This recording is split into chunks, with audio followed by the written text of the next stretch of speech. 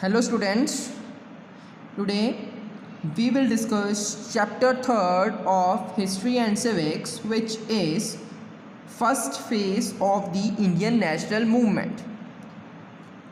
तो जब आज़ादी की लड़ाई के बाद मूवमेंट स्टार्ट हुई इंडिपेंडेंस के लिए, तो अब उस फेज़ के बारे में हम पढ़ेंगे। ठीक है।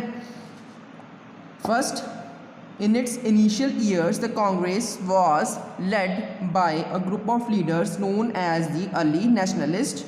The members of this group were drawn from the educated middle class, consisting of professionals like lawyers, barristers, teachers, and officials who drew independent inspiration from Western thought.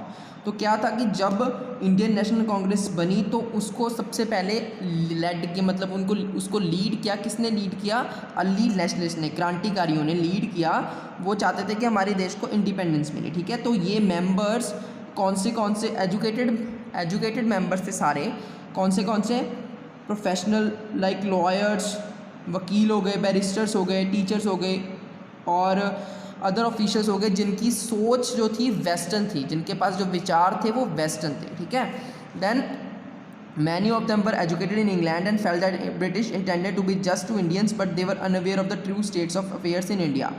तो उनमें से कई सारे लोग थे जो वो इंग्लैंड में पढ़े हुए थे और कई सारे लोग इंडिया के रहने वाले थे। ठीक है। तो इनमें से कुछ के नाम आपको याद रखने, जैसे W.C. Banerjee, Rashbehari Ghosh, Surendranath Banerjee and R.C. Dutt from Bengal, Dadabhai Naoroji, Gopal Krishna Gokhale, Firoz Shah Mehta and justice Ranade from Maharashtra and Gujarat. तो इनमें से आपको नाम याद होने चाहिए। उसके बाद अब अर्ली नेशनलिस्ट के क्रांतिकारियों के कुछ बिलीव्स थे। ठीक है। ब्रिटिशर्स पे कुछ बिलीव्स थे। वो बिलीव्स क्या थे? सबसे पहले तो उनका ये बिलीव था कि जो ब्रिटिशर्स हैं उनकी जो सेंस ऑफ जस्टिस मतलब न्याय करने की शक्ति, ठीक है, और उनकी ऑनेस्टी, उन पे उनको भरोसा था। अर्ली नेशनलिस्ट पे बहुत ज़्यादा भरोसा था। Then it was there hope that the British would grant home rule to Indians. उनको ये लगता था कि जो ब्रिटिशर्स हैं वो उनको होम रूल दे देंगे, मतलब उनके हाथ में सारी इंडिपेंडेंस दे देंगे। ठीक है। Then they believed that the British rule had many benefits. For example, it aided in cleansing social evils like Sati, untouchability and child marriage। जैसे हमको पता है कि पुराने टाइम पे हमारे इंडिया में बहुत सारी इविल्स चल रही थी। ठीक है। तो जब ब्रिटिशर्स आए उन्होंने अपने मॉडर्न थॉट्स इनको ख़त्म करना शुरू किया। तो फिर उन्होंने ये भी सोचा कि एक तरह से अच्छा ही है, ब्रिटिश रूल है तो ये इविल्स हट रही हैं, ख़त्म हो रही हैं। Then They were of the opinion that Britain would help Indians govern themselves according to Western standard। और उनका ये भी मानना था कि ये इंडिया को हेल्प करेंगे एक तरह से रूल करने में, उनको समझाएंगे कि वेस्टर्न कल्चर कैसा है। Then they said that many obstacles in India progress was social and economic backwardness of Indian and not the British colonial rule। तो उनका ये भी मानना था कि जो इंडिया की प्रोग्रेस बैकवर्ड जा रही है, ठीक है, मतलब जो नहीं हो रही इंडिया की प्रोग्रेस, वो किसकी वजह से नहीं हो रही? वो जो सोशल और इकोनॉमिक बैकवर्डनेस जो उस टाइम पे ईविल चल रही थी उसकी वजह से उनकी डेवलपमेंट नहीं हो पा रही, इंडियंस की डेवलपमेंट। ठीक है। और लास्ट में अर्ली नेशनलिस्ट का मानना ये था कि हम पीसफुल मेथड से अपने एम को अचीव कर सकते हैं, हमें लड़ाई झगड़ा करने की कोई ज़रूरत नहीं है। देन आता है demands of the early nationalist. अब अर्ली नेशनलिस्ट की डिमांड्स क्या क्या थी? सबसे पहले कॉन्स्टिट्यूशनल डिमांड्स क्या थी उनकी कि abolition of Indian council,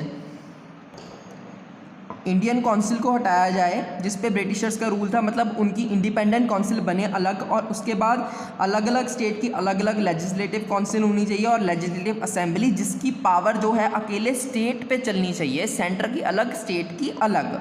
then आता है कि increase in the membership of Indians by including some members elected by local bodies like chambers of commerce, universities etcetera in this council and by giving greater power to them.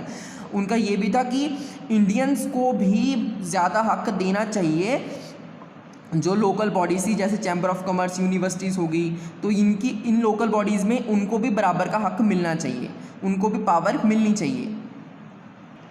और इसी चीज़ के अंतर्गत एक slogan भी raise हुआ, एक slogan भी उभर के आया। कौन सा स्लोगन था वो? No taxation without representation. ये आपको याद रखना है। ठीक है। No taxation without representation. Then आता है by the beginning of 20th century they made a demand for swarajya और सेल्फ गवर्नमेंट। तो 20th सेंचुरी जैसे शुरू हुई तो उन्होंने डिमांड करना शुरू कर दिया कि हमें अपनी अलग गवर्नमेंट चाहिए, ना कि हम आपके अंडर काम करना चाहते हैं। ठीक है, देन आता है इकोनॉमिक डिमांड्स क्या थी अब उनकी। सबसे पहले तो reduction in land revenue and protection of peasants against unjust demands of zamindars. जो लैंड टैक्स है उसको कम करना, और जो हमारे फार्मर्स थे उनको जो मतलब उनसे डिमांड की जाती थी बिना मतलब कि ज़मींदार बिना मतलब से उनसे पैसे वसूलते थे, उनको कम किया जाए। Then reduction in expenditure on the army and money thus saved to be spent on welfare activities such and health and education. तो जो आप खर्च कर रहे हैं आर्मी पे, ठीक है, वही मनी को सेव करके आप कहाँ पे खर्च कर सकते हैं, हेल्थ और एजुकेशन में। ये डिमांड थी उनकी। Then an inquiry into Indian growing poverty and famines. एक इंक्वायरी कमेटी बिठाई जाए जो ये पता करे कि इंडिया में पॉवर्टी क्यों फैल रही है, भुखमरी क्यों फैल रही है। Availability of cheap credit to peasants through agriculture banks.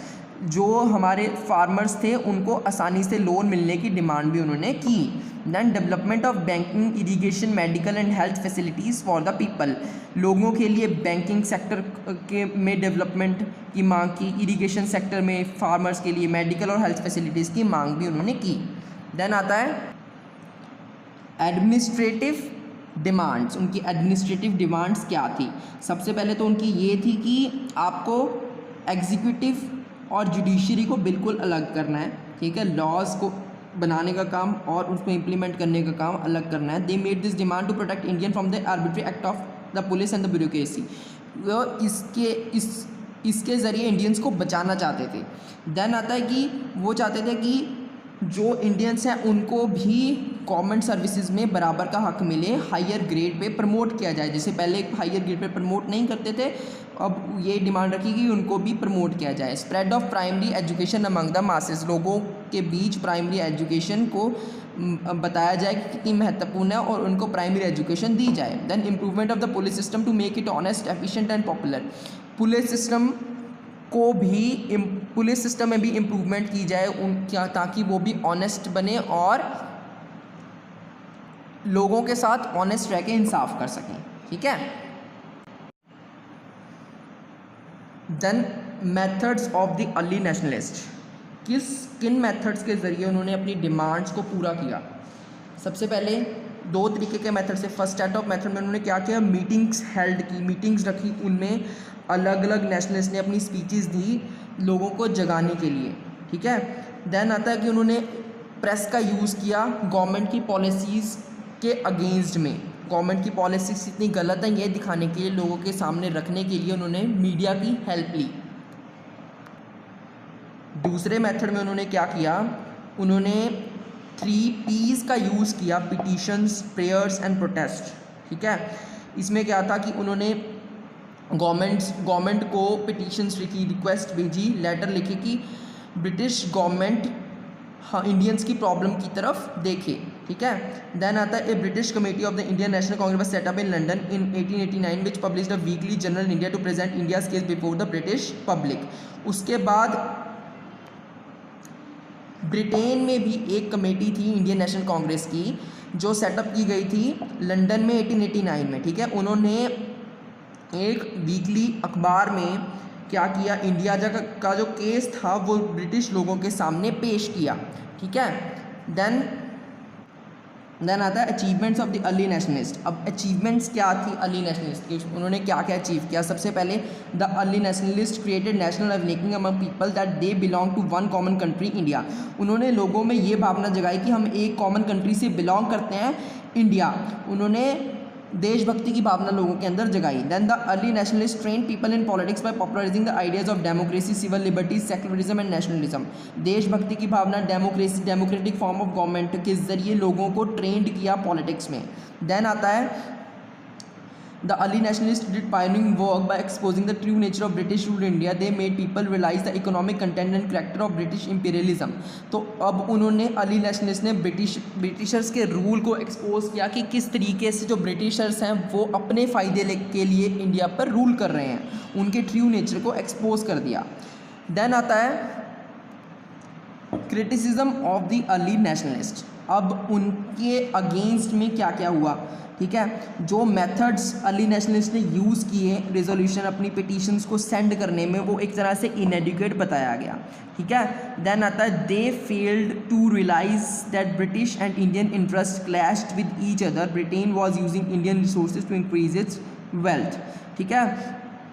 तो वो ये रियलाइज़ करने में फेल हो गए कि जो ब्रिटिशर्स हैं वो और इंडियन इंटरेस्ट हैं वो एक तरह से क्लैश कर रहे हैं। जो ब्रिटिशर्स हैं वो यूज़ कर रहे हैं इंडियाज़ के रिसोर्सेज को अपना ख़जाना भरने में, ठीक है। और लास्ट की जो उनकी हद थी वो सिर्फ एजुकेटेड पीपल की लिए ही थी, रूरल एरियाज़ में उनका ज़्यादा इन्फ्लुएंस नहीं हो पाया अर्ली नेशनलिस्ट का, जिसकी वजह से भी एक तरह से क्रिटिसिज्म फेस करना पड़ा उनको। So thank you students for today.